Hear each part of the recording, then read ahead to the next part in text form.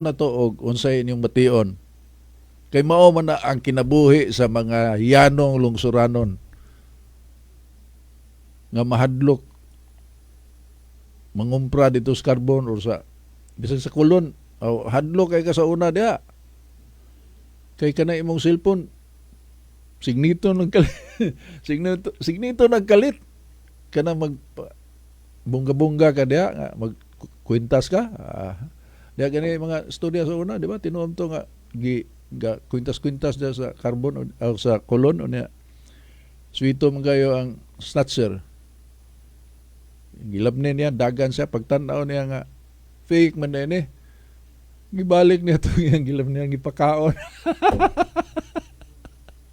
sulub-sulub kag fake dakpan hapit ko dakpi ang klakiha niya buwan ni balyo gipakaon different world mo na unya kanang 70% man gyud na siya wa man kayo na mausab ang data sa National Statistics Office sa economic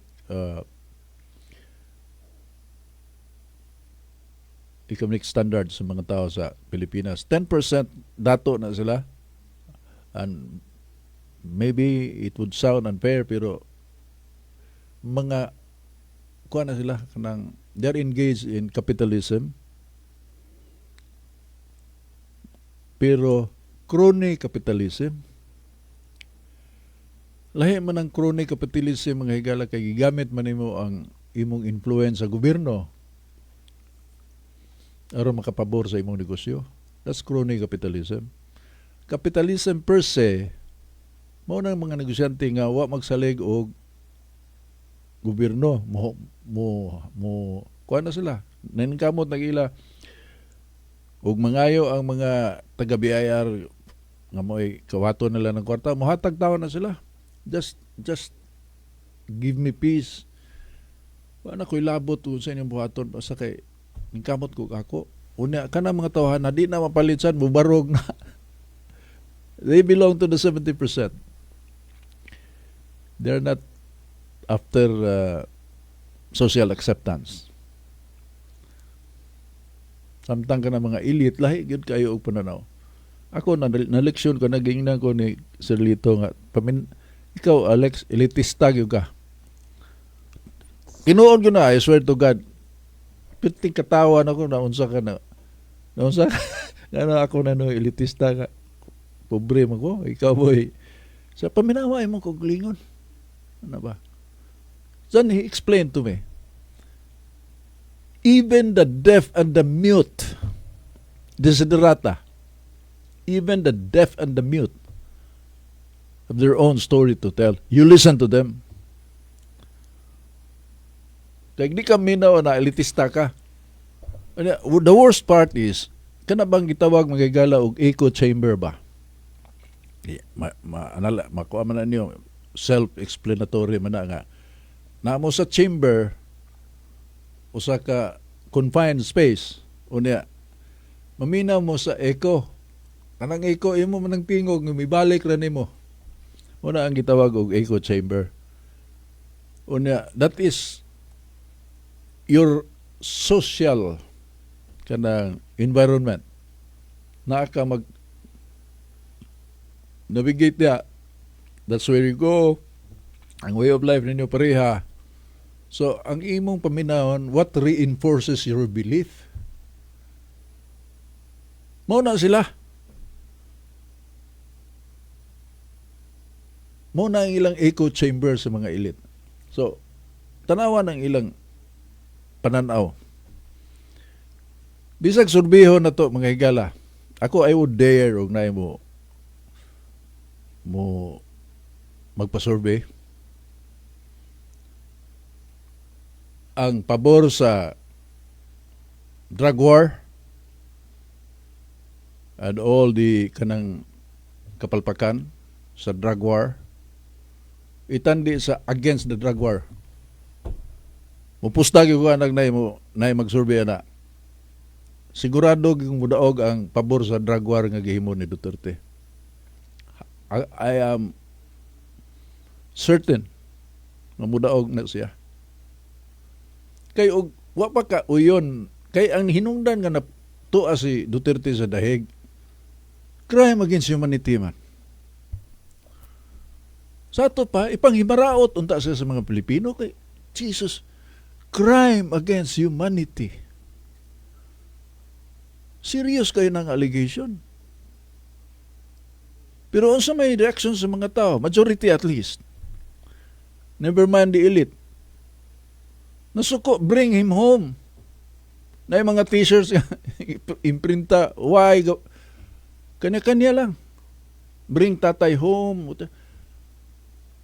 Dili na mao ang reality ang sa ilang pagtuo. I'm not saying I don't believe in kanabang human rights. I do. And a lot of DDS people do. Due process, of course.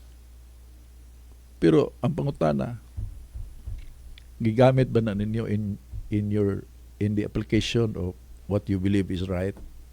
You talk about due process. Do you fully understand what you're talking about? Democracy. Do you understand what you're talking about? Kay kana at slightest drop of a hat, democracy na na, human rights. Pero papangumprahan na sila sa carbon kada kadlawon. Ari carbon, ari sa puzzle. Kanang magsakay og jeep, dili sakay taxi kay mahal man ang taxi. Kanang ara ka sakay sa jeep, bit-bit sa imong kinumpra sa carbon o sa puzzle ba ka. Tanaw na to og unsay inyong bation. Kay mao man na ang kinabuhi sa mga yanong lungsuranon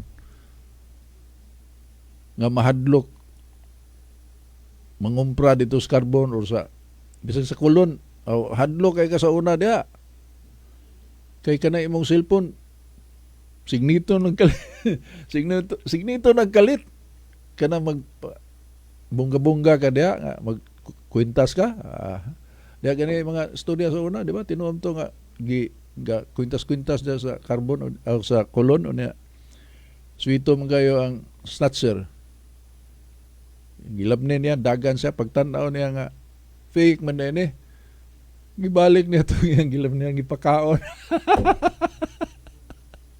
sulub-sulub kag fake dakpan hapit kong dakpi ang klakiha niya buwan ni balyo gipakaon mao na ang tinuon nga kinabuhi sa atong Pilipinas kay neglected man ta the government pila ra ka percentage ang serbisyo sa gobyerno kanato. Naaman tayo road users tax nakasabot ba ta na? Pero naana. Dito sa Europe, it matters to the people there. Ako mama dito sa Belgium, tanaw sa mga tiguang ba nga, mga tambok ba niya, magbisikleta. Sa ingon sila, dato sila din eh. Mga tiguang, bisikleta man. Ana ito, mama na ko, ignorante kayo. Bisikleta. Ako kunubi, uli sa ato, pabisikletaon, bagunin yun, badungon kunin yun, din eh. Tanawa rago na, mas maayo pa kumulakaw, pero bisikleta. Kay galikay sa road users tax. Gi-encourage nga, bisikleta mo, aron, ma-exercise mo, mga senior citizens, una, makalikay mo sa bayronon, makasave mo. Na-incentive ang gobyerno ba? Kita kag mga potholes dito. Rare kay na imposible gani nga na pothole nga di dayon matabunan sa naa sa gobyerno. Dinhi sa ato ordinaryo kay na. Naay mga kasada nga taron na giguba na magtan-aw ka sa kanabitang magsakay og habal-habal sa bukin lapo kayo. Unsa man ang klasiya sa gobyerno niya mao na atong balik-balikon og pili kana klasiya sa mga politiko. Panalipdan nila ng mga oligarchs. Kay kauban sila sa social circle nila, lipay sila og imbitaron og parte nga ang nag-host si one of the C's, SY. I mean, proud kay kadiya. Kay na accepted ka sa social circle kanang sa Unsa titawag na ah, kanang alta sociedad. Alta sociedad. Una ikaw pretender sa ka magsulub-sulub sa kag nindot. Mara kag luuya eh. Muna yung mga katupang akong mentor, those are the pretenders. Those are the pretenders. Magkagalaw natin panahon, nagkagang salamat.